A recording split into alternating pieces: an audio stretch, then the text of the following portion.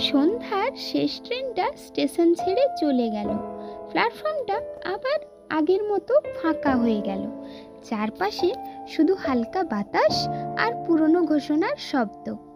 নীলা আজও সেই একই বেঞ্চে বসে আছে, হাতে একটা পুরনো ঘড়ি, চোখ বারবার স্টেশনের গেটের দিকে। প্রতিদিনের মতো আজও সে অপেক্ষা করছে।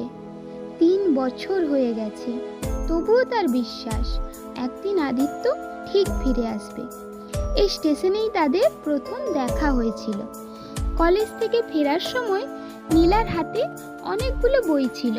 হঠাৎ একটা বই পড়ে যায় রেল লাইনের পাশে। নীলা ভয়তে দাঁড়িয়েছিল। ঠিক তখনই একটা ছেলে দৌড়ে গিয়ে বইটা তুলে এনে বলেছিল, সবসময় এত অসাবধান থাকো। নীলা রেগে গিয়ে বলেছিল, আপনার দরকার কি ছিল?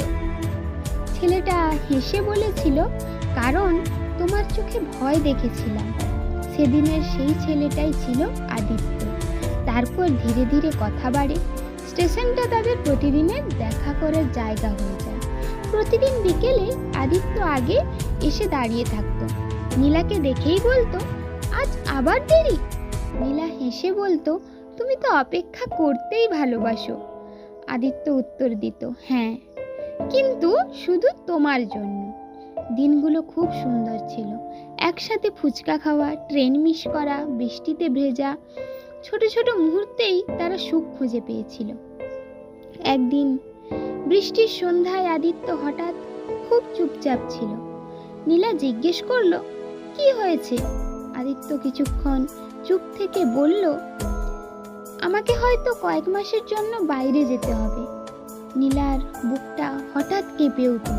কোথায়? দিল্লি, চাকরির জন্য।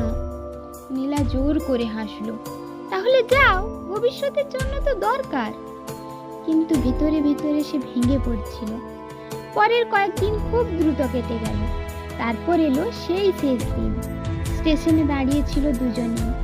চারপাশে অনেক মানুষ, কিন্তু তাদের কাছে পৃথিবীটা তখন একদম থেমেছিল। ট্রেন আসার শব্দ শোনা যাচ্ছিল। আদিত্য নীলার হাত ধরে বলল, আমি ফিরে আসব, অপেক্ষা করবে? নীলার চোখ ভিজে উঠল। সে মাথা নাড়ল। সারা জীবন। ট্রেন চলে গেল, আর সেই সঙ্গে যেন নীলার হাসিটাও চলে গেল। প্রথম কয়েক মাস সব ঠিক ছিল। ফোন, মেসেজ, ভিডিও কল, দূরত্ব থাকলেও ভালোবাসা ছিল। তারপর ধীরে ধীরে আদিত্য বদলাতে শুরু করলো। ফোন কমে গেল, মেসেজের রিপ্লাই দেরিতে আসতো। একদিন পুরোপুরি যোগাযোগ বন্ধ হয়ে গেল। নীলা শতবার ফোন করলো, কোনো উত্তর নেই। সে জানতো না কি হয়েছে। আদিত্য কি তাকে ভুলে গেছে, নাকি কোনো বিপদ হয়েছে? কেউ কিচ্ছু জানতো না। তবুও নীলা অপেক্ষা ছাড়েনি। প্রতিদিন সন্ধ্যায় সেই একই স্টেশনে আসে, একই বেঞ্চে বসে থাকে। যদি কোনোদিন হঠাৎ আদিত্য ফিরে আসে, স্টেশনের চাওয়ালা পর্যন্ত তাকে চিনে গেছে। মাঝে মাঝে বলতো, দিদি আজও আসেনি? নীলা শুধু হালকা হাসতো। আজও বৃষ্টি পড়ছে, ঠিক সেই শেষ দিনের মতো।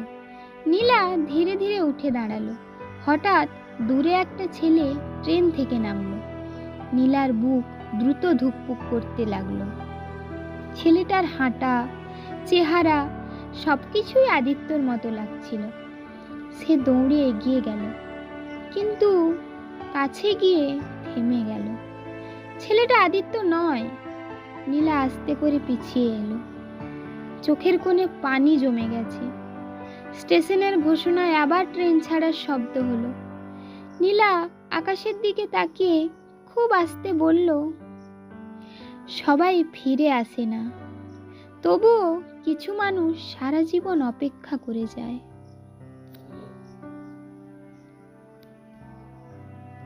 গল্পগুলি যদি আপনাদের ভালো লেগে থাকে তাহলে লাইক, কমেন্ট, শেয়ার করে দেবেন এবং এরকম আরও নতুন নতুন গল্প পেতে চ্যানেলটিকে সাবস্ক্রাইব করে রাখুন এবং পাশে থাকা বেল আইকনটি প্রেস করে রাখুন। ধন্যবাদ।